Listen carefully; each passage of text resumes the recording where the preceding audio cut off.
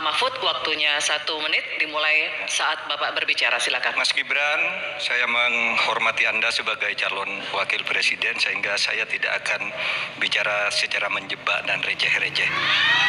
Saudara, pada tanggal 17 Februari 2019 dalam sebuah debat calon presiden, itu Pak Prabowo mengatakan bahwa Pak Jokowi itu menyampaikan tidak akan mengimpor komoditas-komoditas pangan jika nanti terpilih presiden. Ternyata kata Pak Prabowo nih, 4 tahun memimpin Pak Jokowi masih mengimpor dan itu merugikan banyak petani. Nanti dicek ya bahwa itu pertanyaan Pak Prabowo ke Pak Jokowi saat itu. Pak Jokowi bilang nggak akan ngimpor. Tapi sampai sekarang kita masih mengimpor banyak.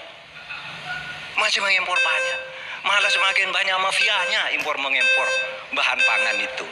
Nah itulah sebabnya apa usul Anda untuk menyelesaikan masalah 5 tahun lalu ini. Ya, baik.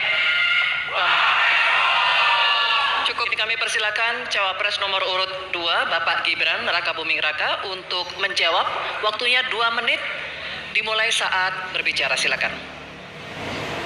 Sepertinya Prof. Mahfud agak ngambek ya, soalnya saya sudah 2 kali memberikan pertanyaan yang sulit. Carbon capture, greenflation, selalu dikomenin pertanyaan receh. Ya kalau receh ya dijawab Pak, gitu loh, segampang itu. Oke, masalah pangan, masalah impor. 2019 sampai 2022 kita sebenarnya sudah swasembada beras. 2023 ada impor karena El Nino Pak. Dan ini terjadi di sebagian besar di belahan dunia Pak.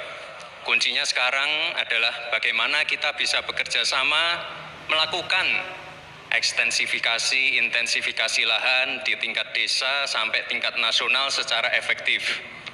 Pupuk itu kunci. Makanya kemarin ada pabrik pupuk di Fak-Fak. Ini kunci untuk meningkatkan produktivitas. Lalu mekanisasi. Ini kalau tidak ada mekanisasi, produktivitasnya tidak akan meningkat. Ada combine harvester, ada RMU. Ini wajib untuk meningkatkan produktivitas sekaligus mengurangi food loss atau food waste. Lalu tentu saja kita harus menggandeng anak-anak muda. Misalnya di Jabar sudah ada program petani milenial, ya kita juga harus mengedepankan smart farming. Kita pakai IoT untuk mengecek kesuburan tanah, pH tanah, keasaman tanah, penting sekali itu Pak. Lalu kita pakai drone untuk menyemprotkan pestisida.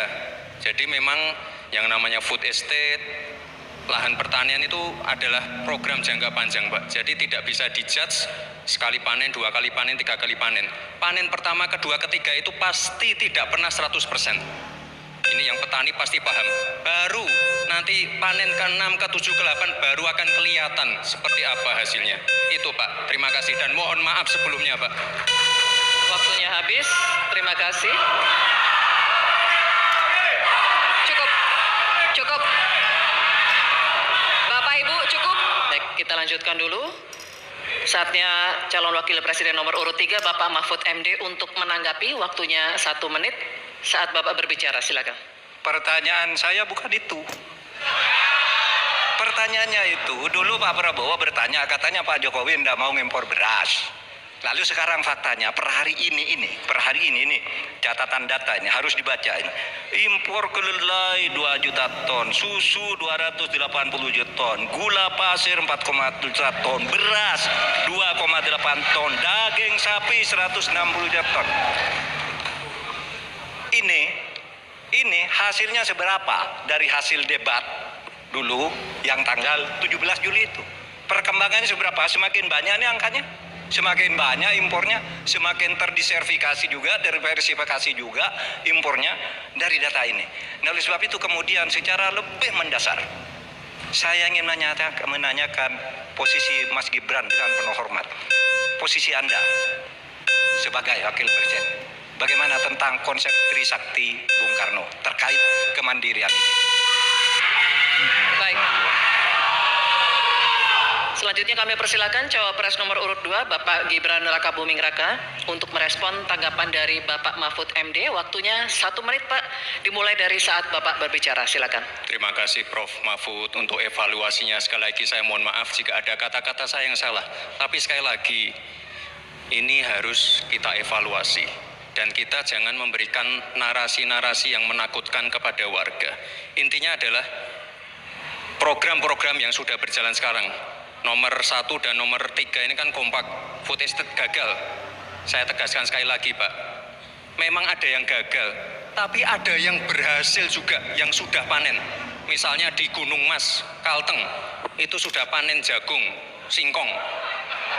Itu Pak, cek saja nanti ininya, cek saja datanya. Intinya adalah warga jangan diberikan narasi-narasi yang menakutkan. Kita harus optimis Pak. Bapak-bapak ini adalah calon-calon pemimpin, harus optimis. Jangan memberikan narasi-narasi yang menakutkan kepada warga dan masyarakat.